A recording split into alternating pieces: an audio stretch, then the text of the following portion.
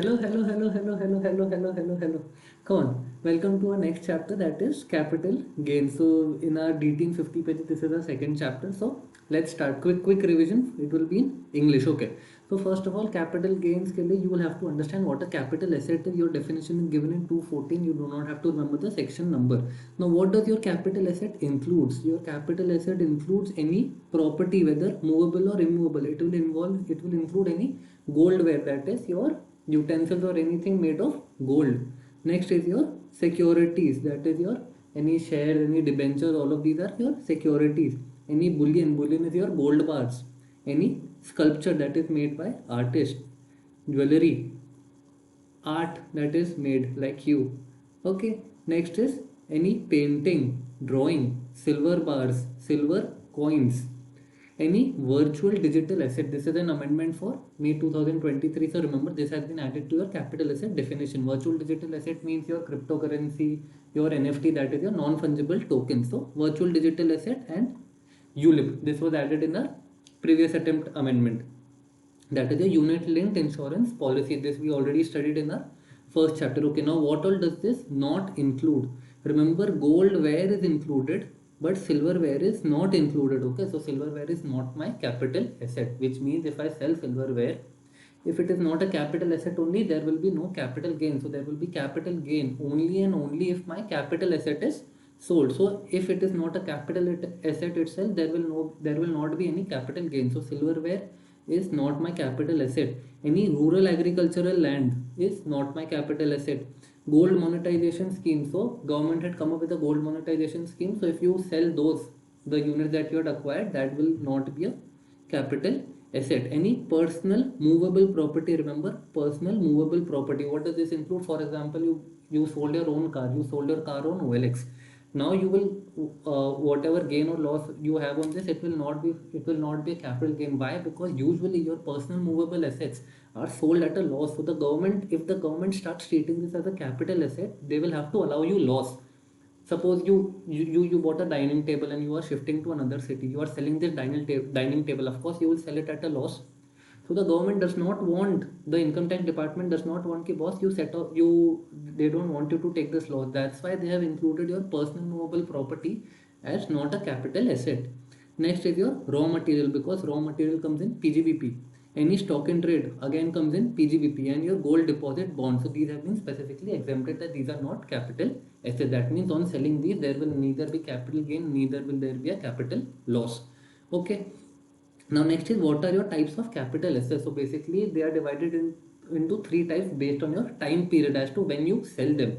Okay, so it will be a short term capital gain, because your short term and long term capital gain have a different tax rate. So it will be a short term capital gain if it is held for less than or equal to, which means even if it is equal to that time period, it will still be. For example, over here, if you hold any security, any units, any mutual fund units, or any zero coupon bond. Okay, four things which are those. These are any security excludes units, because units we are covering down. So any security which is listed in a recognized stock exchange in India. Okay, in such a case, if such a security you have held for a period of 1 year or less, it will be a short term capital gain. The moment you hold it for 1 year, 1 day, it will become a long term capital gain. Got it? So any security other than units in recognized stock exchange in India. Remember, this is India. So sir, what if my security is listed outside India? If it is listed outside India, if it is a share, it will be part 2, and if it is not a share and listed outside India, it will be part 3, that is 3 years. Got it? So four things in 1 year, that is any security, any UTI units, any mutual fund units which are equity oriented, and any ZCB, that is your zero coupon bonds. If these are held for a period of 1 year or less, then it will be a short term capital gain. If it is held for more than 1 year, then it will be a long term capital gain. Similarly, for 2 years, it will only be a short term capital gain if these assets are kept. That means these assets need to be kept for at least 2 years for them to be qualified as a long term capital gain. That is your any immovable property, that is any house or shares of any company, which means shares of any company means these can be listed outside also, or these can be unlisted in India. So that therefore any unlisted shares of company in India will be a short term capital gain if it is held up to a period of 2 years, including 2 years, because it says less than or equal to, remember this. And in 3 years comes any other asset. That means any other asset if you have held for a period of more than 3 years only, then will it be a long term capital gain. Clear? So this is your, this you will have to remember, there is no other shortcut. Great. Okay. Now next is, how do you compute capital gain? So how do you compute capital gain? First is your fair value of consideration. That is whatever money you have received by selling your asset, that is your fair value of consideration. Then you will subtract transfer expenses. So any expenses that you had to incur to transfer this asset, that is you might have paid any agent commission or any selling expenses that you did, you will be allowed to subtract this, and you will get net sales considerations. Okay, so that is your fair value of consideration minus your transfer expenses will give you net sales consideration. Now you subtract indexed cost of acquisition or indexed cost of improvement. Now when do you get this you get only if it is a long term capital gain, only and only if your asset is a long term, only if your asset has been classified as a long term capital asset, only then will you be allowed to get your indexation benefit. Indexation benefit is your cost of asset or your cost of improvement. This we will allow you to subtract only and only if it is a long term capital gain, and you will get long term capital gain or short term capital gain. If it's a short term capital gain, this part will not be there. Okay, okay, ठीक है. And with this we are done with this part. Indexation, how it works, I'm pretty sure you would be knowing it. There are index factors given, you do not have to learn the index numbers, those will be given in the question itself. Okay, now cost of acquisition. What is your cost of acquisition for some assets? So goodwill, if it is self generated, it is nil. There is no cost of acquisition for goodwill if you are self generated. Clear? But if you have purchased, it will be the purchase price that you have paid, that will be your cost of acquisition. Why do we need to know cost of acquisition? Because you will be subtracting cost of acquisition over here. So if it is a short term capital gain, you will only subtract cost of acquisition, you will not get the benefit of indexation. That's why sometimes people will wait just so that an asset becomes a long term capital gain, so that they give the benefit of indexation. Great. Okay, now land and building, this is a very important part. Please pay attention. For those who do not have these notes, you can either download these from the Telegram channel. First 4 chapters I have uploaded free on Telegram. Rest, if you want, you can purchase it or take a screenshot for whatever path you find important. Okay, land on building, this is very important and very confusing. A lot of students get confused over here. Do not get confused. Very easy. Okay, one is your fair market value. So first you will compare your fair market value and your stamp duty value. Whichever is lower, first of all you will take whichever is lower, that is F and S, whichever is lower, fair market value or stamp duty value, whichever is lower. Now whatever figure you come up with, you will compare it with cost of acquisition and whichever is higher. So first is whichever is lower, second is whichever is higher. First is whichever is lower, second is whichever is higher. Whichever is lower, whichever is higher, that is your FMV and SDV, whichever is lower, compare it with your cost of acquisition, whichever is higher. Okay, so this is your for your land or building, that is any your immovable asset. So in case of any immovable asset, always remember stamp duty value will always play some consideration. And for any other assets, it will be cost of acquisition or fair market value on 1st April 2001, whichever is higher. So if your asset was purchased before 1st April 2001, why are they doing this? Because indexation we have started from 2001. So only and only if your asset was purchased before 1st April 2001 will you be allowed this, otherwise it is always cost of acquisition. Okay, so if your asset was purchased before 1st April 2001, what will you do? You will not take any indexation. What will you do? You will take what the fair market value was on that date, which date on 1st April 2001, and compare it with your cost of acquisition, whichever is higher, that will become your cost of acquisition. Got it? Okay, next. Now we will go to some cases when capital gain will not be taxable in the year of transfer. So according to the definition of income tax that they have specified, they say that capital gain will be taxable in the year when the capital asset is transferred. Okay, so now we will study cases when even though the capital asset has been transferred, we will not be taxing it in that year. So your first case Your first case is when your capital asset has been converted to stock and trade. Your capital asset has been converted to stock and trade. What does this mean? For example, I had jewelry. I had some jewelry as my personal possession. It was my capital asset, but now I have put it into my business. My business is also about jewelry where I sell this jewelry. So I converted the capital asset into stock and trade because I will be selling this asset. So in such a case, since my capital asset has been converted to stock and trade, I have transferred from my personal property to my business's property. It will be a definition of transfer because both of us are different entities. I am a person, that is a business. Both of our income are separately taxable. So in such a case, since transfer has actually happened, ideally tax should have been charged, but it will not be charged. Why? Let's take an example. For example, in the previous year, 2001, 2002, you had purchased a capital asset. You had purchased some jewelry, for example. You had purchased it for 10,000. Okay. Now in the year previous year, 2012, 13, you converted it to stock and trade. You converted it to stock and trade when the fair market value is 32,000. So ideally there is a gain of 22,000 notional gain. You have not realized it yet. Okay, so this will be the transfer year because we have transferred it from capital gain to stock and trade. So it is a transfer year. Ideally tax should have been charged in this year.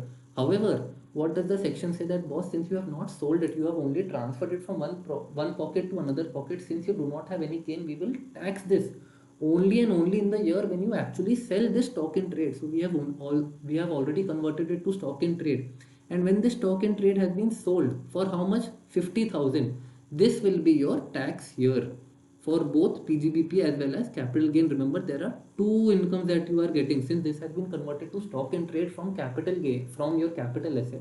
Some portion of your income will be your capital gain and some portion of your income will be your PGBP profit. So the income that has gone from 10 to 32,000, that is 22,000, will be your capital gain, and the income from 32,000 to 50,000, this will be your PGBP, that is your 18,000 na? Correct.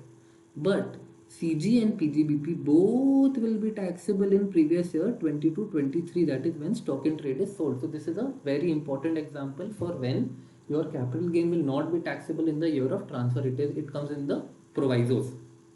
Okay.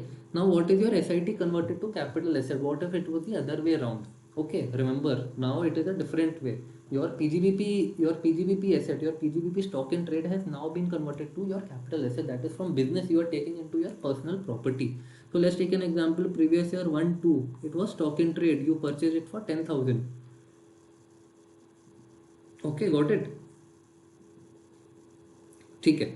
Then you converted it to capital asset when the fair market value was 32,000. Remember, now we are going totally opposite. So remember the colors. This is green color, that is tax year will be PGBP. So in this year, your PGBP will be taxed at how much? 22,000. And since this is your tax year, it is in red. This is also in red, capital gain. So capital gain will be charged in this year. That is when your capital asset has been sold for 50,000. So your PGBP will be taxable in the year 2012-13. Why? Because your PGBP, it was actually converted to capital asset. What we studied over here was a different case. Now this is totally opposite. So your PGBP will be taxable when converted. So PGBP will be taxable in the year 2012-13, and your capital gain will be taxable in the year 22-23. Okay, for this amount 10 to 20, 32 is your PGBP and 32 to 50 is your capital gain. Okay, easy. Let's go next. Okay, now what about compulsory acquisition of assets? So in so many times, for example, the government is constructing a metro or they are constructing a bullet train. Now they will need some land. So what do? They will compulsory acquisition. They will compulsory acquire some assets. They will have to purchase homes. They will have to purchase the land, any agriculture land that are coming in the middle. So for all of that, what do you have to do? The government will have to pay you.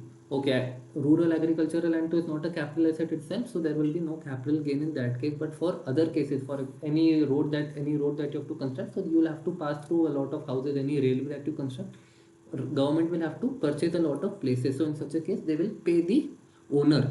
So compulsory acquisition, if it is a one-time payment, that is the full amount has been received at once. In such a case, your tax year will be when the compensation is received. Your tax year will be the year when you have received the compensation from the government or from whatever authority. if it is a one time payment. Okay, what if they are paying in installments? That boss, we'll pay you 20% in year 1, 40% in year 2, and the rest 40% in year 3. If you are receiving it in installments, then what will be your tax year? So your tax year will be when your first installment has been received. Your tax year for the whole amount will become when your first installment has been received. For example, you purchased a house for 10,000, and the government says that we will pay you 1 lakh, but we will pay you 20,000, 40,000, 40,000 year 1, 2 and 3. In such a case, the moment they pay you 20,000, the entire 90,000 will become taxable. 90,000 because 1 lakh minus 10,000. Okay, and if so, IC over here stands for initial compensation. I have also written the full forms. IC stands for initial compensation and EC stands for enhanced compensation. Okay, so the government gave you an initial compensation of 1 lakh. Now, what if you feel ki boss, this is not the true value of my property? It is actually 1,50,000. That means I am demanding enhanced compensation of 50,000. In such a case, this 50,000 will be taxable only, and see, 1 lakh to has already become taxable. 1 lakh minus 10,000, 90,000 has already become taxable. But my enhanced compensation that I am taking, that is the extra 50,000, that will be taxable as and when received. That is, I will fight a case once the government agrees. Only and only when I receive the amount will it be taxable. Okay, now what are the important points that we have to take? First is your litigation expenses. So any litigation expenses can be subtracted from the enhanced compensation. Remember, it is for enhanced compensation, because for enhanced compensation you will be fighting in the court, so that they will allow you to deduct for capital gain calculation. Okay, second, your enhanced compensation received due to interim order will be taxed when final order is passed. For example, what if the court has passed an interim order ki boss, for now we are passing this order, we will pass a final order later on. So in such a case, even if your enhanced compensation you have already received, it will be taxable only and only when the final order has been received. Even though you have received the money, it will be taxable only when your final order is received. So you received the money because of an interim order, but it will be taxed only when the final order is passed. Third, interest received on late compensation will be taxable in IFOS in the year of receipt with 50% deduction. 50% deduction is allowed. Great, got it. So if any you are getting any compensation or you have received any late compensation, so the government will also pay you interest ki boss, sorry for paying late, here is your interest. In such a case, the compensation that you receive, that will be taxable in capital gains, but the interest that the government will pay, that will be taxable in income from other sources. That will not be your capital gain. Remember this, you have to charge it under income from other sources after giving a 50% deduction. Clear? Okay, now next is your joint development agreement. Now what is a joint development agreement? I will tell you very easily. So joint development agreement is where a bigger builder or someone acquires your property and promises you ki boss, I will break your entire building. Your building has become old, it will anyway break. Look at the condition of your building. So a big builder like Kalpataru or Lodha, what will they do? They will buy your building, they will buy all the flats, everything. They will break it down. For example, your building was of 5 floors, constructed very old. What will they do? They will break the 5-floor building and they will make a 20-floor building on this. And out of those, some flats they will allot to the original owners and rest flats they will sell. So in such a case, how will you do the taxation? Because the moment your property has been dismantled, it has been broken down, that time transfer has already taken place. So in such a case, what do you do? So your year of transfer is actually when the property has been transferred to your joint development agreement. That is, whenever you have told Kaltur ki boss, okay, take my house, I will shift to another house, you break this house, you build a nice big building and give me a house in that. So your year of transfer is actually when the property has been transferred to the JDA. But tell me, have you received anything in return? You have not received anything in return. So the person says, ki, boss, when I have not received any cash, when I have not received anything, how can I pay tax on this? So that's why your year of tax will be different than your year of transfer. So your year of tax will be when certificate of completion has been received. That is when the Kaltar or when Lodha has broken down your entire building, constructed a new building, and they have issued a certificate of completion. They have received the certificate of completion ki boss, my construction has been completed. Only and only when the certificate of completion has been received will be your year of tax. Okay, now what will be your fair value of consideration? Your fair value of consideration will be your stamp duty value on the day of issue of completion certificate, because earlier your building was khatara, there was no price, there was barely any value to it, but now such a big nice posh building has been made, so of course your stamp duty value would have changed. So your stamp duty value on the date of issue of certificate of completion minus any plus any consideration received in cash, because since you are staying at another building till the time this person breaks your house and constructs a new one, what do? They give you some money ki boss you stay on rent somewhere else. So now this rent, any money that they give you, this consideration received in cash will also become your fair value of consideration. That means the stamp duty value of the new flat plus all the rent expenses that they had been paying you over the years till they constructed this building, all of that will be included in your fair value of consideration. Now of course from that you will subtract your cost of acquisition of the asset and indexation benefit if you have any. Okay, if now what if they broke my building, I have not received my completion certificate yet, but I passed it on to someone, I sold it to someone ki boss I don't have the patience to wait, you take whatever house they make, you take, it is yours, you give me money right now, I sell it to some other person. So what do I do if it is transferred before receiving my certificate of completion? My tax here will be when the property was transferred to JDA. So for example JDA took the property in 2012 and they told me ki boss this property will be ready in 2016. What did I do? I sold this rights on the property in 2014 itself to someone else ki boss I don't have the patience, you take it. Now originally this was my year of transfer and this was my year of tax, but since I sold it in the middle in 2014, my year of transfer and my year of tax will be this. So I'll have to file a return for 2012 now, paying tax as if I had paid in 2012. So that will be my year of tax. Clear? Okay. Next. Yeah. Next is insurance claim on damaged capital asset. In such a case, what happens? Because the moment your capital asset is destroyed, it will be treated as a transfer. So if you receive an insurance claim against it, what happens? If your asset has been destroyed, so that will be your year of transfer. Okay, according to provisions, that will be your year of transfer, because transfer includes any transfer, any disposition or destruction of asset. So if your asset has been destroyed, that will be your year of transfer. If you receive a claim, that will be your year of tax. However, if you have received no claim, then there will be no capital gain nor capital loss. Now tell me, there is no chance of a capital gain if you do not receive the claim itself, if you do not receive any money. It is actually your loss, but the income tax department does not allow it, and they say, ki, boss, no capital gain, no capital loss. Boss, I should have gotten capital loss, but you are not allowing me. So if there is no claim received, there is no capital gain, no capital loss. But if claim has received, that means even if you receive 1 rupee in claim, see the any.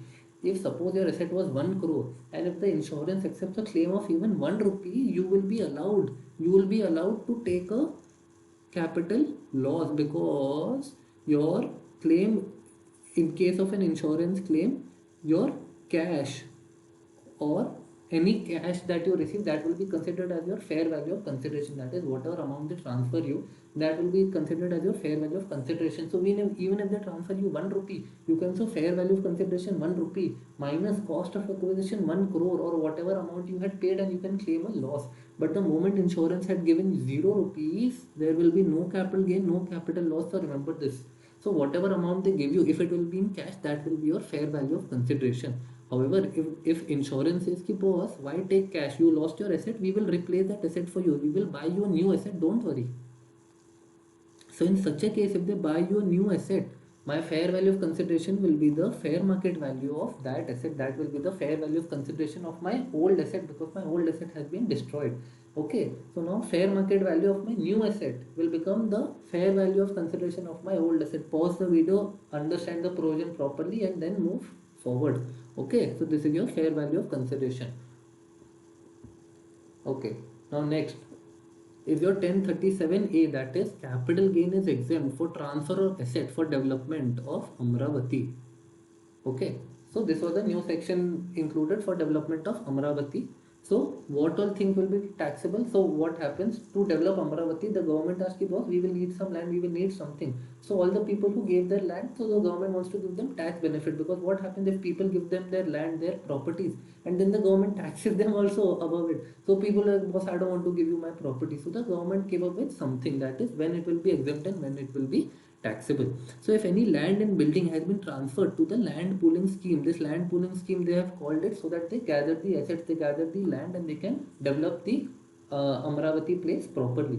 So in such a case, if your land and building has been transferred to the land pooling scheme, even though it has been transferred, even though capital gain should have been taxable, it will be exempt because it is a separate section.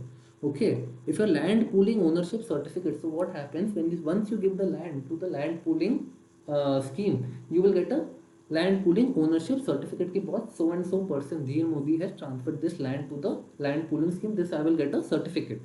So if this certificate is transferred by the OG owner, that is your original owner, if I gave my land and I received a certificate, now this certificate, suppose I transfer it to someone else, in such a case, the amount that I receive on transferring this certificate will still be exempt. It will still be exempt. That means the government has given me an exit option. Ki, boss, you need not wait.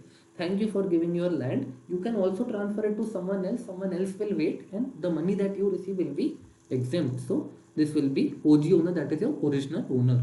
Okay. And third, what is exempt? That is reconstituted land or plot. That is whatever land I had given them. Now I will get something in return. No? That is once Amaravati has been developed, they will allot me the land back. They will allot me some portion of the land. So whatever reconstituted land or plot that I receive, transferred within 2 years from end of financial year in which possession handed over. So they gave me the land, they gave me the plot. Now what did I do? I didn't like the plot, so I sell it. So if I sell it within 2 years, if I sell it within 2 years from end of financial year in which possession was handed over to me, that is the reconstituted land or the reconstituted plot. If they give it to me and I transfer it within 2 years from the end of financial year in which possession was handed over to me, for example, if I got the property on 19 July, if I got the property on 19 July 2022, what is my end of financial 19 July 2022 means my financial year ends on 31st March 2023.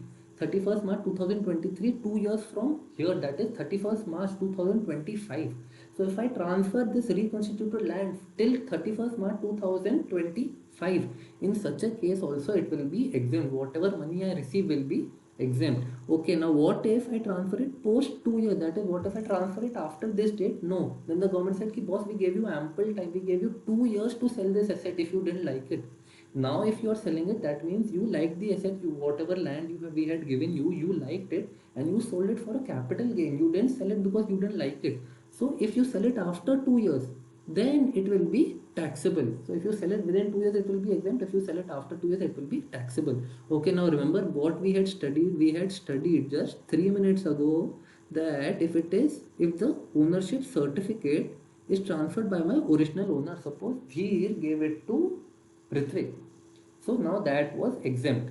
Now suppose if Ritvik sells it to someone else, if Ritvik is not the original owner, Ritvik is the second owner. If Ritvik sells it to someone else, now the Ritvik will be taxable. That is land pooling ownership certificate transferred by second owner, third owner, or whatsoever. It is only exempt for the original owner. Got it? So original owner, the first of all the land that he gave, that is exempt. Second, when he receives the certificate, that is also exempt. Even if he sells a certificate, that is also exempt. And third, the land that he gets, that is also exempt, provided he sells it within 2 years from end of financial year in which your certificate has been received. That is when your land, not your certificate, when your land has been received. Okay, got it? Easy. Okay. Now what we had studied right now are transactions when it is a transfer, but transfer here will not be your tax year. These are the transactions that we are studying. Now what we are studying, these certain things are not transfer itself. Since they are not a transfer, there is no possibility only of capital gain, right? Because for capital gain, transfer is necessary. So if it is, so section 47 specifies some transactions which are not a transfer itself. Great. So there are a lot of sections. So I have shortlisted those sections which usually come in the exams, so that we can study them. Okay. So distribution of assets on partition of HUF, that is your Hindu undivided family, it is a business. So once it breaks, if the assets are distributed, in such a case it will not be regarded as a transfer. So there is no point, there is no concept only of capital gain.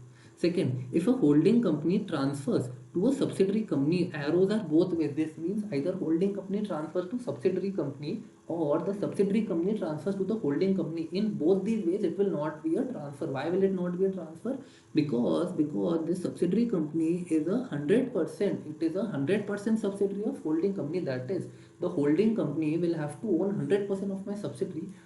Then it is similar to transferring asset from one pocket to another, because 100% is mine only. So in such a case, it will not be a transfer. So any capital asset transferred from holding to subsidiary, 100% subsidiary, remember, or from 100% subsidiary to any holding company, in such a case it will not be a capital asset. However, if within 8 years this capital asset has been converted to stock in trade by whoever company who has received it, if they have converted it to stock in trade, that is, they do buy and selling of it, that is, they have included in their PGBP. So if within 8 years they have converted it to stock in trade, or this 100% ownership falls down, even if it becomes 99.99, it does not matter. This 100% should not change. For how many period? For 8 years. So 8 years, neither this capital asset should be converted to stock in trade, neither the 100% should fall even 0.01% below. It should remain 100%. Only in such a case this will not be regarded as a transfer. However, if any of these two conditions are broken, that is, if your capital asset has been converted to stock in trade, or the 100% ownership has fallen down, that is, you have sold some stake, in such a case it will be taxable to transferor. Transferor means the person who gave the asset. So it will be taxable to transferor, of course, because the person who sells the asset, it will be taxable to them. It will be taxable to transferor in the previous year in which asset was transferred, that is, originally. Imagine if for 7 years they didn't do anything, and in the 8th year only your ownership fell down. In such a case, your asset will become taxable. The capital gain that you earn will be taxable. Which year, sir? Which year? It will be when original transfer took place, and it will be treated as a transfer. Got it? Okay. So we are done with the second point also. Now what is third? Any capital asset transferred under any gift, will, or trust. That is, if you transfer any capital asset as a gift, boss, you give a gift to your family, you give a gift to your dad, you give a gift to your mom. If you give them a gift, it will not be considered as a transfer itself. Okay. Second is okay. Will is when someone dies. So if any asset is transferred under a will, it will not be taxable. Great. It will not be taxable because it is not a transfer itself. Okay, next is amalgamating company. Transfer assets to amalgamated company. Amalgamating company is the person who is amalgamating with another company. That is, he is joining another company. The another company is called the amalgamated company. That is the company that is formed after amalgamation. So what happens? My assets are transferred to the amalgamated company. Income tax says ki, this is not a transfer. Don't worry, we will not tax you because you are amalgamating. Okay. Second, same case with demerged company. Demerged company is your company breaks and assets are distributed to shareholders. In such a case, demerged company transfers asset to the resulting company, and the resulting company. So demerged company, for example, there is AB Limited, and it has demerged into A Limited and B Limited. Both of these as two separate companies. So what will happen? Now the shares will be divided into two. So in such a case, demerged company will transfer asset to the resulting company. That is, demerged company was AB, and resulting companies are A and B. That is, assets will be transferred to both of them. And what will these two companies do? These two companies will give shares to the owners, to the shareholders of my AB Limited. They will give shares. Shares will be transferred to the shareholder. In such a case, this asset that have been transferred, we will not consider this as a transfer, because why? It is covered under section 47. We do not want to tax you. Boss, you are breaking up, your company is breaking up, we will not tax you. It is not a transfer. Then next is, this is a point of NR taxation. So you have to remember, any transfer of bonds or GDR, that is 115 AC, by a non-resident to a non-resident, both of them are non-residents. Okay. So in such a case, yeah. So in such a case, it will not be considered as a transfer itself, because both of these are non-resident. So remember, bonds and GDR. both of them are included. Okay, next, conversion of bond or debenture into shares. Okay, a lot of time you must have noticed there is convertible securities. So when your bond or when your debenture can be converted to a share, so conversion of bond or debenture into shares or debenture, your capital gain will be when the converted security has been sold. That is just my conversion of my bond to share. Suppose I had a bond of 100 rupees and they say that, sir, your bond will be converted into 10 shares of rupees 10 each.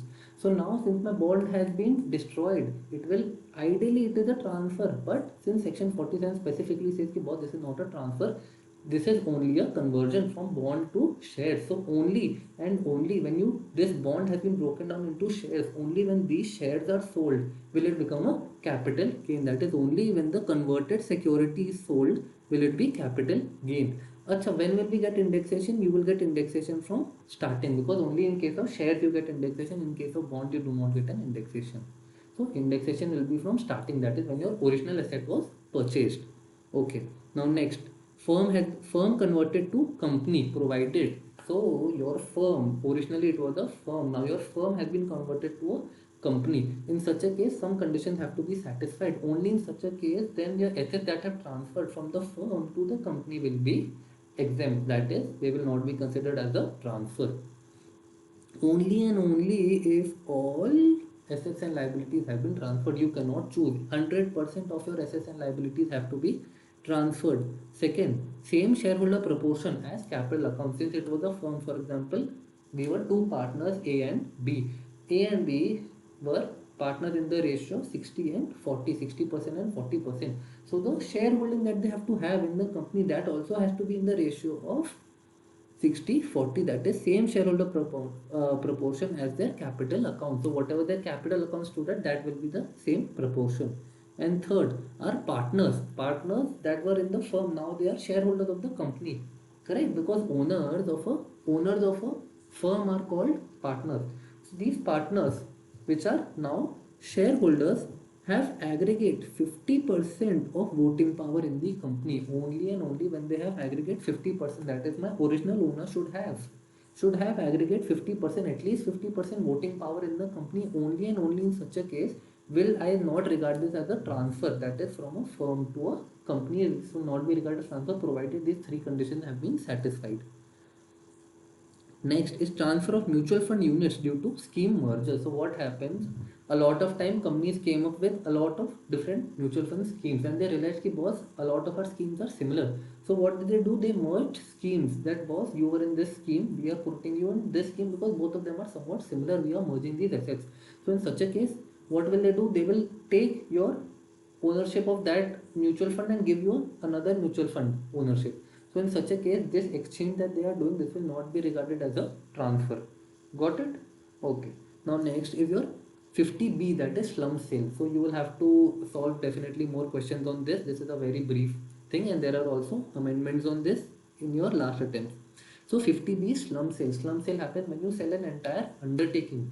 When you sell an entire undertaking, so instead of calculating asset wise, you calculate for an undertaking as a whole. What you have to remember is there is no indexation over here. Since you are calculating for undertaking as a whole, you cannot calculate life. They will give you indexation value, they will give you how old the undertaking is. Remember not to do any indexation benefit. Okay, so your capital gain will be the lump sum consideration, that is basically your fair value of consideration minus cost of acquisition, same that we are doing. Okay, now what is the fair value consideration? That is the lump sum consideration. So when you are selling an undertaking, you will receive some money. So whatever lump sum consideration you receive, that will become your fair value consideration. And what will be your cost of asset? Your cost of asset will be net worth of your assets and liabilities that you are transferring. That is assets minus liabilities is your net worth. Okay. Now LTCG 112, only if undertaking was held for greater than 36 months. Remember why 36 months? Because this will come under 3 years. You remember we had studied earlier. Above we had studied. Remember this? 1 year, 2 year, 3 year. Did we say undertaking anywhere over here? No. So it comes under any other asset. Therefore, it comes under 3 years. That is 36 months. Okay. So it will be LTCG 112. That is long term gain 112. Remember 112 is for securities. We will be covering that ahead. So it will be covered under LTCG 112 only if the undertaking was held for greater than 36 months. Remember, greater than, not even equal to, it has to be greater than. The moment it is equal to, it will become a short term capital gain. That table, everything has to be greater than that for it to be a long term capital gain, otherwise it will be a short term capital gain. So it has to be held for greater than 36 months. Okay, now boss, how do we calculate? Please tell me. So that if your that is your, for all the depreciable assets, your depreciable assets, to calculate net worth, how do you calculate? So we are calculating this portion, that is your net worth. So all your depreciable assets, their net worth is basically your written down value as per your income tax act, that is your WDV as per income tax act. That is for depreciable assets. Okay, now what about non-depreciable assets? What are my non-depreciable assets? For example, land does not depreciate. So for land, it will be your book value. Got it? Okay, then you will subtract liabilities will also be at book value and you will get net worth. So remember, for depreciable assets it is WDV as per my income tax act. Then for both, that is non-depreciable assets as well as my liability, it will be book value of my assets and liabilities. We will add the book value of non-depreciable assets and subtract the book value of liability, we will get net worth. Remember this, no indexation for assets. I remember when I was in inter, I got confused and I gave the indexation benefit also because they gave me the values. So remember, do not give indexation benefit. Okay. Now what if your depreciation value, your depreciation asset value is 0 if 3580 deduction is taken? What is your 3580? 3580 are your special businesses. So that we will do in PGBP. That would be your fourth chapter. So 3580, there are 14 businesses specified which allow you your capital expenditure also. So once your capital expenditure has been allowed, of course no depreciation will be allowed on that portion. So therefore, if that is a 3580 business asset, such a case depreciable value will be 0. Depreciable asset value will be 0 because you have already taken the full benefit under section 3580. Okay, ignore any revaluation of asset, because why we have to take book value? So if there has been any revaluation, you will have to reverse it. Okay, now what is my fair value of consideration? So we already did this part. Now we are doing lump sum consideration, that is my fair value of consideration.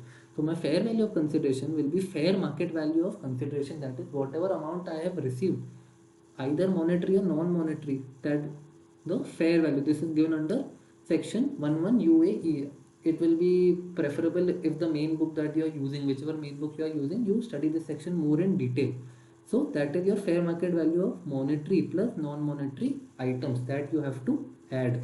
Okay, and your fair market value of asset transferred, whichever is higher. Got it? So that is whatever amount you have received versus whatever fair market value of assets that you have given up, that is your undertaking.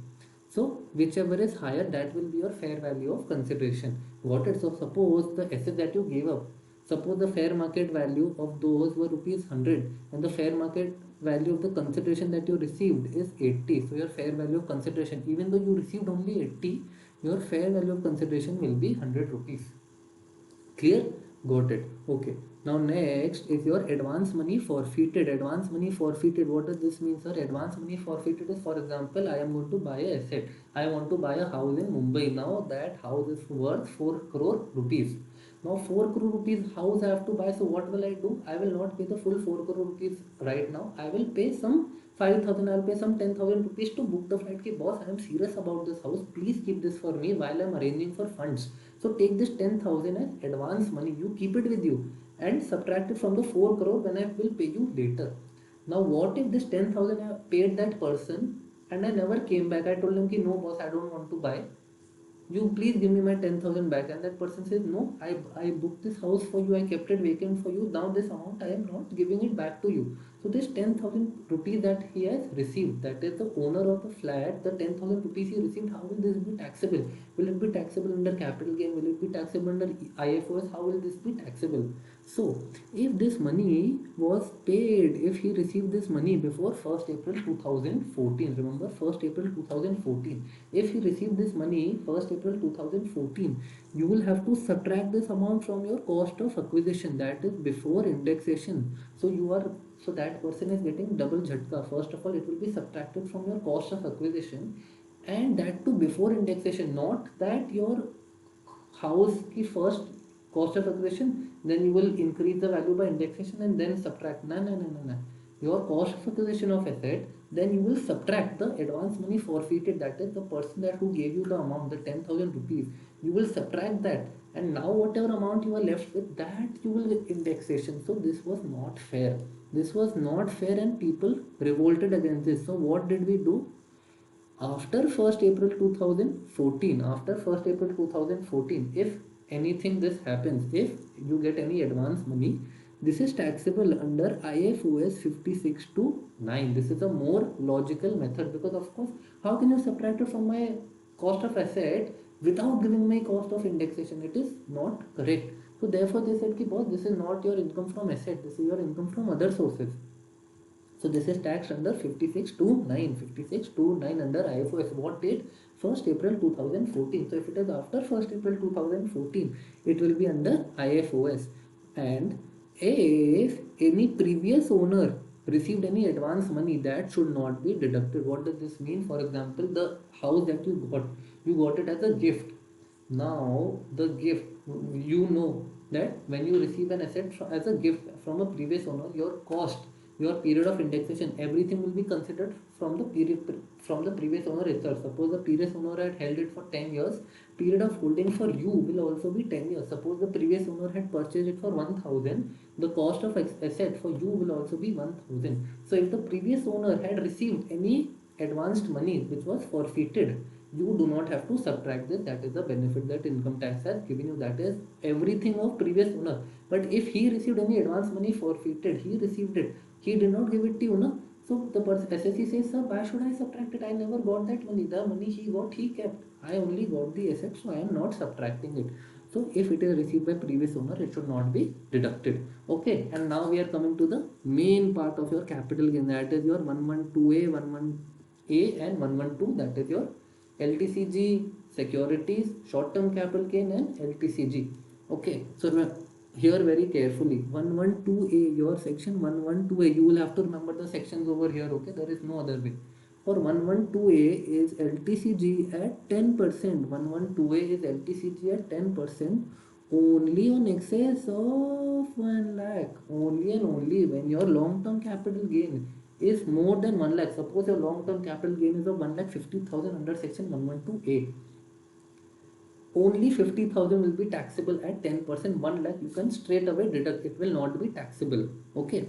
Now, when is 112A applicable? 112A is applicable when you sell equity shares of a company where period of holding is 12 months, more than 12 months. Only then will it be a long-term capital gain.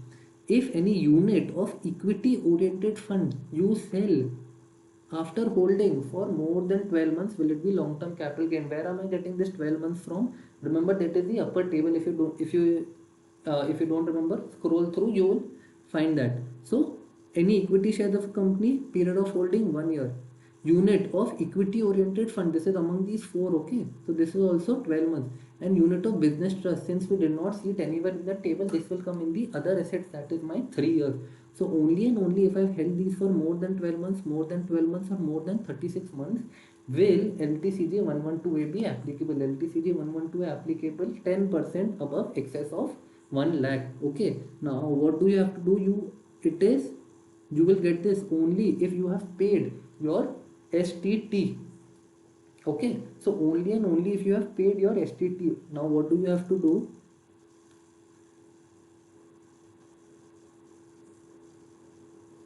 So only and only if your STT was paid in case of both buying and selling. So for an equity share, only and only if you had paid at both the time, that is at the time of buying and at the time of selling, will you get this benefit of section 112A.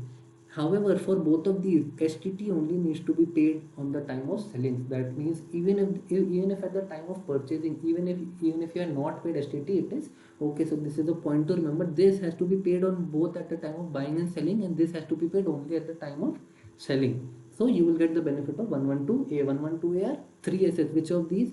Equity shares, unit and unit. This unit is of equity oriented fund and this unit is of business trust. 12 months, 12 months, 36 months. Again remember, there is no indexation. You will not get any indexation against 112A.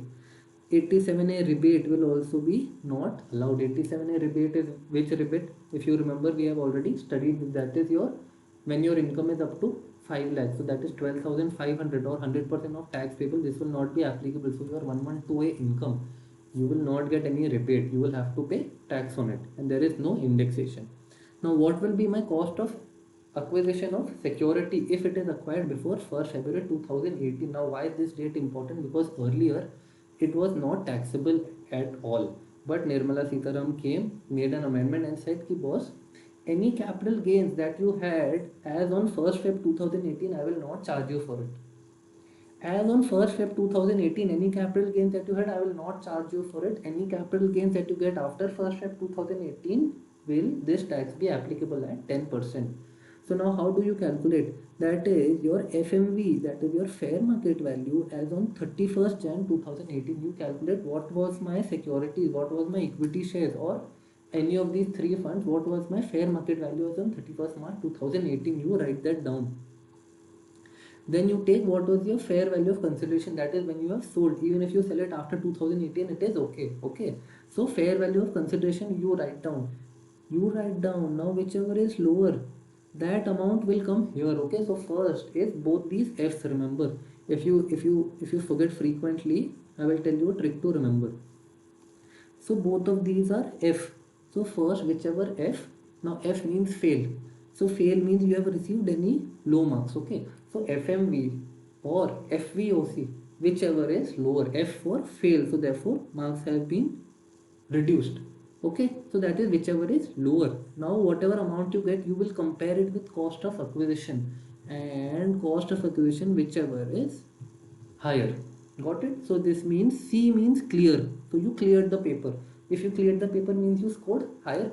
Okay, so F low, compare it with C, that is your cost of acquisition, whichever is higher. Now this will become your cost of acquisition of security only and only if it was acquired before 1st Feb 2018. If it was not acquired before 1st Feb 2018, means it was acquired after 1st Feb 2018. In such a case, your cost of acquisition will be your cost of acquisition. Got it? Only and only if it was purchased before can you do this. So lower and higher. First lower, then higher. F lower, C, and with C it will be higher. Okay, now, oh no,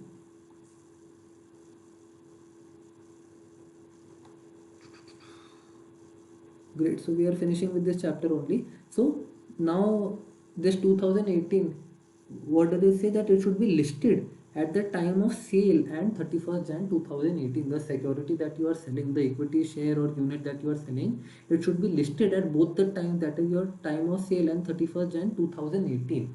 And what price will it be? It will be the maximum trading price as on 31st Jan 2018. So this benefit also you are taking. First you take the maximum price. So that it will be the maximum trading price as on 31st Jan 18, not the lowest, not average, it will be maximum. And what if it was non-listed? So fair market value of non-listed on 31st Jan 2018 units, it will be your net asset value, that is your NAV on 31st Jan 18 in case if it was non-listed. Okay, got it. So this is your 112A. 112A, if you remember, 10% on excess of 1 lakh. STT has to be paid. In one case, it has to be paid on both buying and selling. In the other case, in the other two cases, it has to be paid only on selling. Then we did FMV, whichever is lower, cost of acquisition, whichever is higher. Clear? Okay.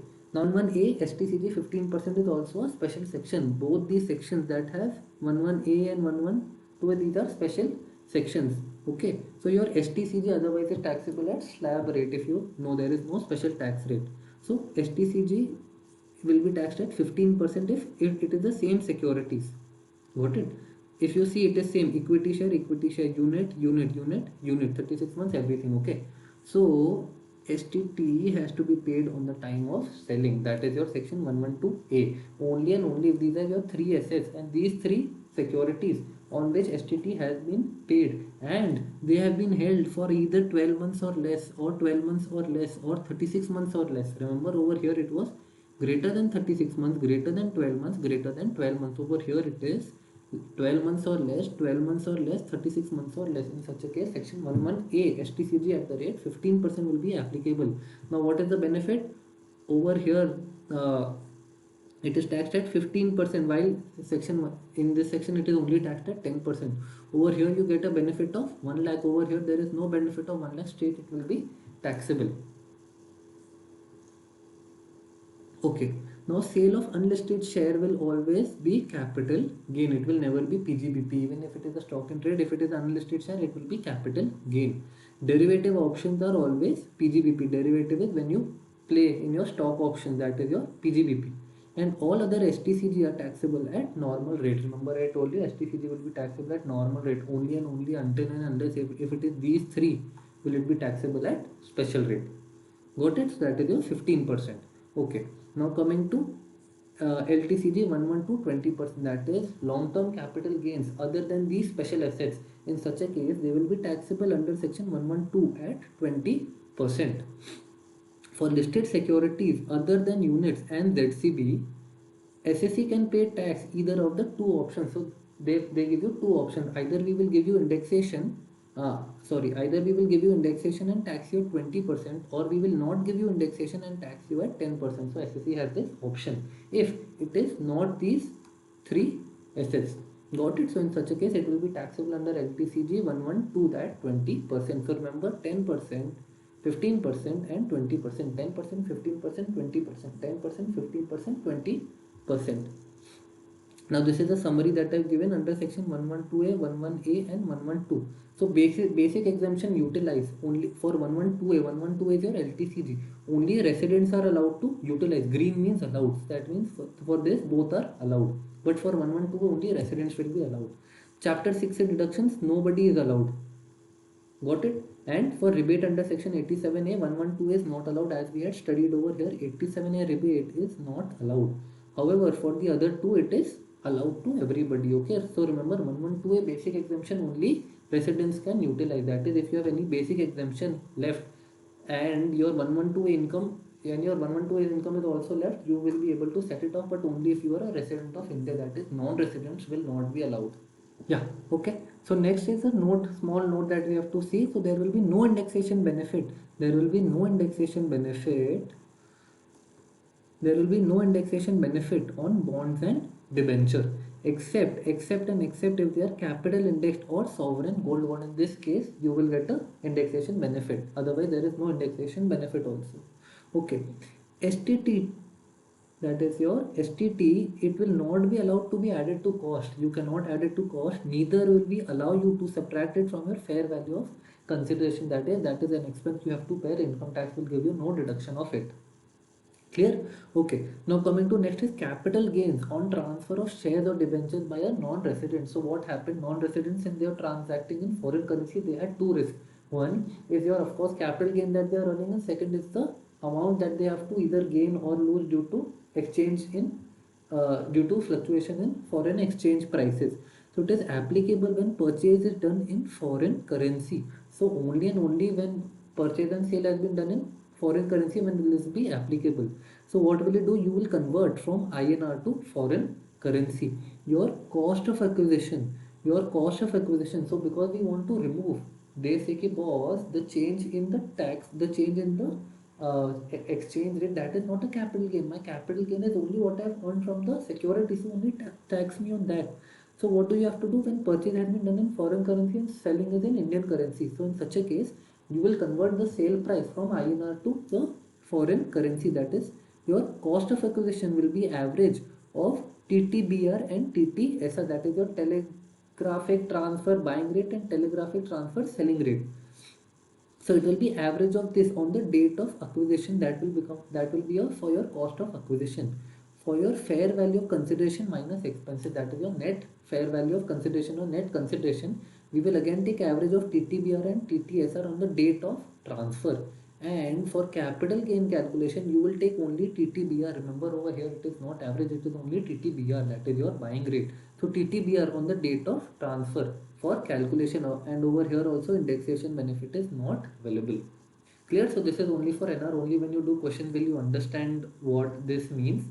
Next is Narendra Modi government came up with a scheme of income declaration scheme. This was in 2016. What they said ki boss, you declare your income and we will, any income that you have not declared earlier, So we are giving you a chance to declare your income and we will tax you heavily on that. So if the cost of what will be a cost of asset for asset declared under income declaration scheme. So your cost of acquisition will become your fair market value as on 1st June 2016. That is when we gave you this option. Only and only if tax has been paid at 45%, then your fair market value as on 1st June 2016, we will consider that as cost of acquisition. Indexation you will get from 2016-17 since your FMV is on that date, and your period of holding will also be from 1st June 2016. So it is assumed that this asset, suppose you had purchased today only, that will be your cost of acquisition. It will be your original date only if you have evidence of a registered deed that was on that date I have purchased. Please, my period of holding consider from that date only and only if you have any registered deed. Clear? And now we are coming to the last part of the chapter, that is what do we do for fair value consideration. How do you calculate fair value consideration? What is fair value consideration? So any asset transferred by person, that is a future partner to the firm. So any person, any new person who is entering the firm, admission of a partner, what does he do if he brings any asset? Now what will the fair value consideration of that asset be to the person, because he is giving it to the firm, right? So it will be a transfer for him. So your asset transferred by a incoming partner to a firm will be what amount they have recorded in books of assets in the firm, what amount they have recorded as books of assets, what amount they have recorded in the books of accounts as the value of that asset will be the fair value of consideration for the incoming partner, because the incoming partner is giving the asset to the firm. So in such a case, the fair value of consideration will be what the firm has recorded in their books, that will be fair value of consideration for this partner. If any capital asset is transferred by firm on dissolution to partner, now this was a relatively new section 9b that was added I think last year. So if any, in such a case, that is the firm has distributed the capital asset to the partner, that is firm has dissolved, in such a case the fair value of consideration for the firm will be your fair market value of the asset that has been transferred. Got it? Okay. Next, any money or capital asset given to partner by a firm due to reconstitution. If due to reconstitution any money or any capital asset is given to the partner by a firm, the your fair value of consideration will be fair market value of asset minus capital balance. That is if the partner is leaving, if you are giving him some assets, so that will be the fair market value of assets minus capital balance of that partner. Okay, next is any immovable property. Any immovable property whose SDV is greater than 110% of the consideration. In such a case, it will be SDV. If the SDV is greater than 110% of the consideration, that is, for example, my immovable property I have sold it for 100 rupees, but in the books, in the government's book, that is your stamp duty value register, if the stamp duty value says ki boss, this property should ideally be valued at 120 and you have sold it at 100, boss, it is your loss. Income tax department says ki boss, something is wrong, why have you sold it at below the SDV value, why have you sold it at 100 rupees? So what do they say ki okay, we can understand there must be some scope of negotiation, something must have gone wrong. So what we will do, we will give you extra 10%. That is, if you sold at 100, we will assume ki maan lo, even if it is 110, assume it is even if it is 110, if my SDV lies between 110, then it is okay, whatever your value is, we will consider that as your fair value of consideration. However, if my SDV does not lie in that range, if it is still more, if even after 110% of your consideration our SDV is still more, then in such a case fair value of consideration will become SDV. That is, if SDV is greater than 110% of the consideration, my fair value of consideration will become SDV. That is, for income tax purpose, they will assume that boss, you sold it at SDV, it is your loss, I don't know what you did, you took black money, I don't care, your SDV is your fair value of consideration. However, if your immovable properties SDV is less than or equal to 110% of the consideration, for example, in that case, for example, the SDV was 105 rupees.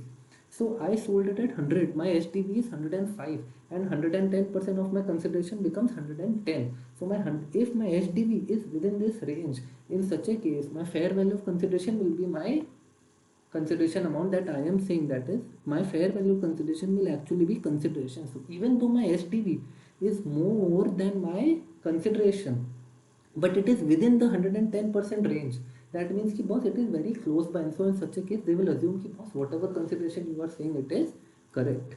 Got it? Next is your transfer of any unquoted shares. Any unquoted shares means shares which are not listed. So now how do you calculate what is the fair value? In such a case, it will be the fair market value of the share. If any exchange of assets, suppose what did they do? We did a barter. What did they do? I gave you a capital asset, you gave me a capital asset. I gave you capital asset 1, you gave me capital asset 2. Now fair value of consideration for me, the asset that I have sold, what will be the fair value of consideration? That be, it will be the fair market value of asset that I have received. That is whatever asset that you are giving me, the fair market value of that asset will be the fair value of consideration, that is basically the selling price of my asset for income tax purpose. If consideration is not determinable, it will be fair market value of asset transferred. Clear? Got it? Okay, no doubt. Okay, now what is this? What is this? What is this khichdi over here? So sometimes the SSC may claim that boss, this SDV that you are telling me, that is much higher than the fair market value. This price that you have in your books, it is not possible. How? Because what can happen? The SDV that they have in their books, that might be based on the price of the land. Now what if my house is facing a gutter? Of course the value of my house will go down. That will not be taken into consideration in their SDV calculation. So I say ki boss, the SDV that you have calculated, that is way higher than the fair market value, and I do not agree with your SDV. Why should I pay tax at higher? You have to take into consideration ki boss, the SDV that you have calculated, that is not the fair market value only.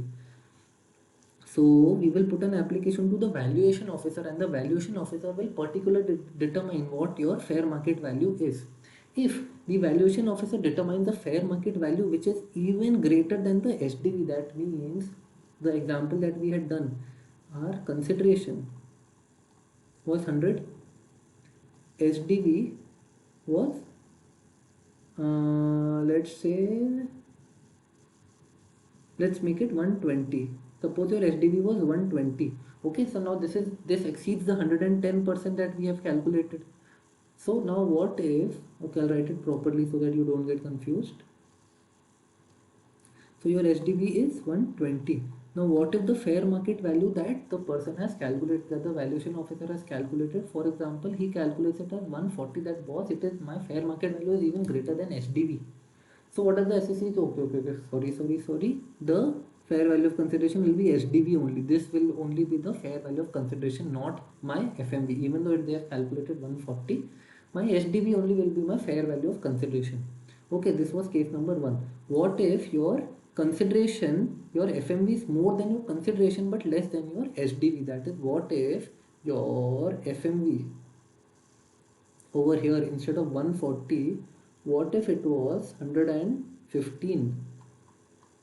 That is, it is between both of them. In such a case, your fair value of consideration will neither be consideration, it will neither be SDV, it will be your fair market value. Ki boss, not yours, not mine. Income tax department says ki not my SDV, not your consideration. What we will do is whatever the FMV, that is a price in the middle.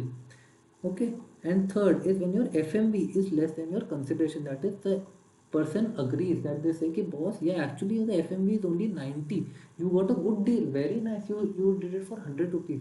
So in such a case, your fair value of consideration will be the actual consideration you will receive. It is not FMV, remember, it will be the consideration. Ki boss, you sold it for 100, good for you, amazing, you sold it at more than market value, so 100 rupees will become your fair value of consideration. Okay, and I think this should be clear, there should be no doubt in this. We have taken an example and studied this. Okay, your last part is your SDV. Is SDV on date of registration, that is SDV on date, it will be on date of registration, and SDV on date of agreement can be taken if part of my consideration was received up to my date of agreement by account, pay, check, any demand draft or any electronic mode. Only and only if I had received any part of that payment by these methods, only then my SDV on date of agreement can be considered. Otherwise it will be SDV on date of registration. Clear? Okay. And last part is your section 54 with regards to capital gain. So section 54 is a relatively a lot of issues to be taken care of. So this I will not be taking in class. We have studied this in detail in inter, nothing to revise. What you have to remember is 54 GB is not applicable anymore. So if any notes you are referring, remember to cut this off. Any important sections are your 54 EC, 54 and 54 F. These three become your important sections. This is very self-explanatory. You can do it on your own. And with this, we are done with chapter capital gains. And I will see you in the next chapter, that is income from other sources. Small chapter, 1 page chapter, and we will get done with it. Chalo, like the video, and I'll see you in the next class.